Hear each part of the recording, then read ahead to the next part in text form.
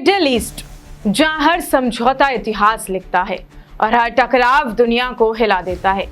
Cease fire का एक ऐसा हफ्ता पूरा हुआ, लेकिन अभी तक भी कोई भी शांति नहीं हो पाई है। शांति अधूरी सी लगती है। एक तरफ बातचीत तो दूसरी तरफ बंदूकें तैयार, और अब इस पूरी जंग के बीच एक तीसरी ताकत की एंट्री जो बदल सकता है पूरा खेल। ईरान बनाम अमेरिका और बीच में अब रूस। क्या ये जंग रुक सकेगी या फिर ये दुनिया का एक और बड़े टकराव की ओर इशारा कर रही है? 2 हफ्तों के लिए सीज फायर यानी कि गोलियों की थोड़ी देर को आराम दिया गया था, लेकिन इस एक हफ्ते में ही ये साफ हो गया कि ये शांति नहीं, सिर्फ एक पॉज बटन है। ईरान और अमेरिका के बीच तनाव कम होने के बजाय और भी ज्यादा गहराता हुआ नजर आ रहा है, क्योंकि असली लड़ाई जमीन या सीमा की नहीं बल्कि न्यूक्लियर पावर की है।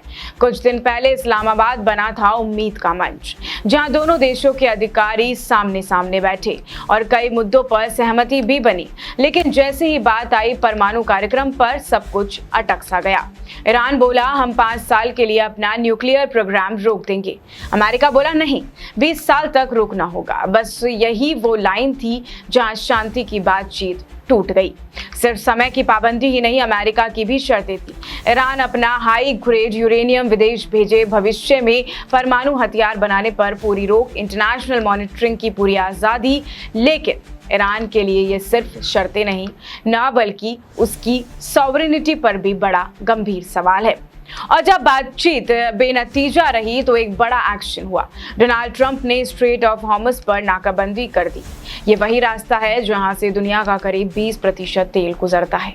सोचिए, यहाँ तनाव बढ़ता है तो असर सिर्फ मिडिल ईस्ट पर नहीं बल्कि पूरी दुनिया की अर्थव्यवस्था पर भी पड़ता है।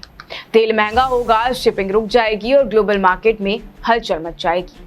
इसका असर सीधा भारत जैसे देशों पर पड़ता है, जहां तेल इंपोर्ट पर भारी निर्भरता है। यानी ये जंग सिर्फ 2 देशों की नहीं बल्कि पूरी दुनिया की टेंशन बन सकती है। और अब इस पूरी कहानी में एंट्री होती है रूस की। व्लादिमीर पुतिन ने ये बता दिया है और बड़ा ऑफर भी दिया है। उनका कहना है कि अगर शांति के लिए जरूरी हुआ तो रूस ईरान का हाई ग्रेड यूरेनियम अपने पास रखने को तैयार है। यानी ईरान को अमेरिका को यूरेनियम नहीं देना पड़ेगा। अमेरिका को सुरक्षा की गारंटी मिल सकती है और रूस बनेगा पावर ब्रोकर। देखिए, अब पूरे विवाद की जड़ सिर्फ हथियार नहीं बल्कि भरोसे की कमी भी है। अमेरिका को डर है कि ईरान परमाणु हथियार बना सकता है और ईरान को डर है कि अमेरिका उसकी ताकत खत्म करना चाहता है। अब रूस का ये प्रस्ताव दोनों के बीच एक बैलेंस बना सकता है, लेकिन ये भी सच है कि रूस की अपनी रणनीति और हितें भी इसमें जुड़े हुए हैं।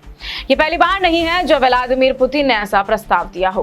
पहले भी उन्होंने यही ऑफर रखा था, लेकिन उस वक्त डोनाल्ड ट्रंप ने उन्हें ठुकरा दिया था। अब सवाल ये है कि क्या इस बार हालात बदलेंगे? दूसरी दौर की बातचीत की तैयारी अब की जा रही है, लेकिन अभी भी कई बड़े सवाल खड़े हो चुके हैं। क्या अमेरिका 5 साल की डील पर मान जाएगा? क्या ईरान अपना यूरेनियम रूस को देगा? क्या रूस सच में शांति चाहता है या फिर उसके लिए ये किसी रणनीति का खेल है? मिडिल ईस्ट, जहां हर फैसला दुनिया की दिशा तय करता है, एक तरफ कूटनीति की तो दूसरी तरफ टकराव की, और अब सबकी नजरें टिकी हैं अगली बैठक पर। क्या बनेगी कोई भी पीस डील? क्या सीज फायर होगा या फिर भड़केगी एक और बड़ी जंग? फिलहाल दुनिया इंतजार कर रही है एक फैसले का जो इतिहास बदल सकता है।